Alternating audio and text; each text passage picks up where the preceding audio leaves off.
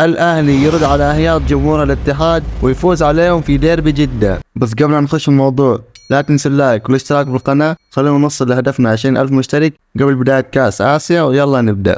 يمكن أهم حدث صار في الجولة هو إن المباريات رجعت تتلعب على ملعب الجوهرة. اشتقنا ملعب الجوهرة، والله اشتقنا. قبل ما تبدأ المباراة والجمهور مولع، جمهور الاتحاد يرفع التيفو والأهلي يرد بالبنر، والاتحادين يغنوا زوجة، ويجي جمهور الأهلي يرد. يا أخي من كتر ما صوت الجمهور عالي ما احنا قادرين نسمع استوديو التحليلي، ورب الجمهور أمس شيء خيالي. الأهلي دخل المباراة وهو عنده غيابات عكس نادي الاتحاد اللي ما كان عنده ولا غياب. غيابات الأهلي كانت ماكسيمان وديميرال. بدأت المباراة وكان في حذر من الفريقين، كل ما فريق يحاول يبني هجمة على طول تنقطع، وكانت في تمريرات عشوائية من الفريقين صراحة. الين ما تجي الدقيقة 8 تسديدة من رياض محرز ترتد لفراس البريكان ويسجل هدف، بس جمهور الأهلي ما لحق يفرح لأنه هدف طلع تسلل. وعلى طول بعدها بنزيما يرد تسديدة، بس المفاجأة انه مندي صدها. بعدين الأهلي مسك الليل وقاعدين يحاولوا يسجل الهدف الأول، محاولات من اليمين من اليسار من العمق، بس مع ذلك ما قدر يسجل الهدف الأول برضه. لين ما جات دقيقة 30 عرضية من محرز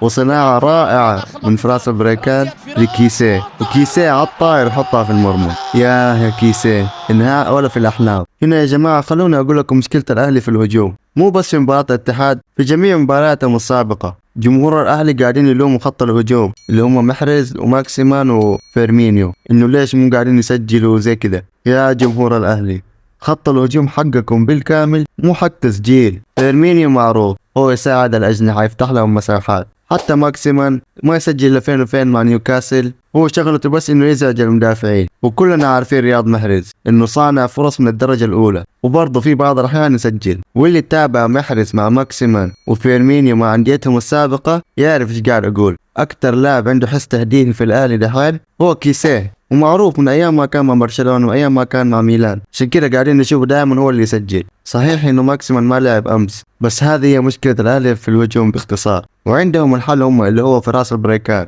وأتمنى إنه فراس البريكان يلعب بشكل أساس في المباريات الجاية. بشكل عام في الشوط الأول الأهلي استحوذ على الكورة أكتر، لعب كورة جميلة صراحة، وصل لمنطقة جزاء الاتحاد أكتر من مرة، وكان في كم فرصة خطيرة للاتحاد صراحة. وفي الشوط الثاني بدأ الاتحاد يضغط، كانوا حاشين الأهلي مرة، سيطرة اتحادية بالطول والعرض على الملعب، ما كانوا مخلين الأهلي يتنفس، قاعدين يحاولوا يجيبوا الهدف الأول. والله بس مندي بدع وشال كم كورة أمس. خلاص مندي 2021 ورجع من الباب الكبير زي ما يقولوا. الأهلي للأمانة صمد صمود الأبطال لين الدقيقة 70 وبنزيما يجيب الهدف الأول، بس يا فرحة ما تمت، الحكم ألغى الهدف لأنه كورنر داعس على رجل علي مجرسي. حرام والله، حزنت على بنزيما أمانة.